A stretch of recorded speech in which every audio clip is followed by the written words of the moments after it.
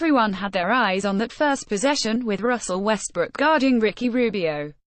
Westbrook checked Rubio defensively the entire length of the court, pushing, being physical, and getting in his face. That was the tone the Oklahoma City Thunder wanted to set. They wanted to be physical, intimidating, bullies, dirty, and petty. It didn't help them one iota. For a team lacking playoff experience, all-stars, and, supposedly, talent, the Utah Jazz looked every bit the part of the veteran, star-laden team. If you take a look at shooting, you might be fooled into believing that Russell Westbrook shut down that **** when it came to Ricky Rubio's game. Westbrook just fell into Utah's trap. As Quinn Snyder says, the strength of the team is the team. With Russell Westbrook protecting his ego rather than his team, he racked up four, yes, do you read that correctly, 4 quick fouls in the first half alone. Ricky Rubio had the floor opened up to him like the Red Sea. He had 8 assists in the game with 7 rebounds. Most importantly, Rubio's team was 18 points better when he was in the game. Then there's Russ. He played angry and out of control. Mr. Triple-Double himself only had 3 assists in this game. He had 13 rebounds, but most of Russ' play felt superfluous. Much like the lifted, souped-up trucks in Oklahoma City, Russell Westbrook's stats were a lot of empty revving at a stoplight that didn't result in much more than what the Toyota Camry lined up next to it was able to offer. Sure, it looked bad as hell. It provided some kick-ass highlights, but it didn't provide anything that car next to it could have offered, burnt excess gas and energy, and when it took off all it left was a trail of hot smoke.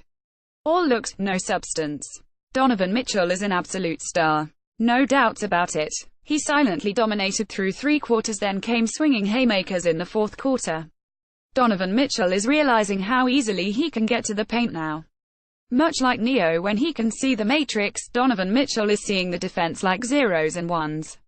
Donovan Mitchell now is on an exclusive list of NBA greats who have scored 110 points or more in their first 4 playoff games as rookies. Donovan Mitchell finished with 33 points, 7 rebounds, and 4 assists. The crazy thing is his scoring just feels automatic. It's not if he's going to score 20 or more points, it's when he's going to score 20 or more points. Even though Donovan Mitchell gets his shots, it doesn't feel like it's breaking the offense. Watching the OKC Thunder, whenever one of their stars gets buckets, it feels like the offense has to grind to a halt. The strength of Utah's team is the team. Gobert finished with 16 points and 10 rebounds. Joe Ingles finished with 20 points, 3 rebounds, and 4 assists.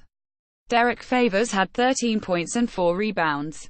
The Utah Jazz starting lineup has learned to play together and, my goodness, should the teams left in the Western Conference Finals be scared about that.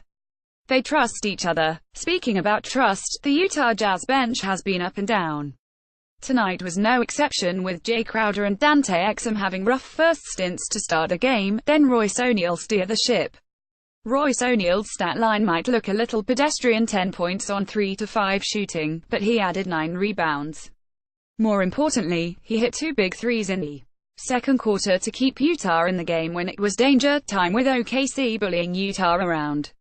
That was at a time when Utah couldn't hit the broadside of the barn from distance.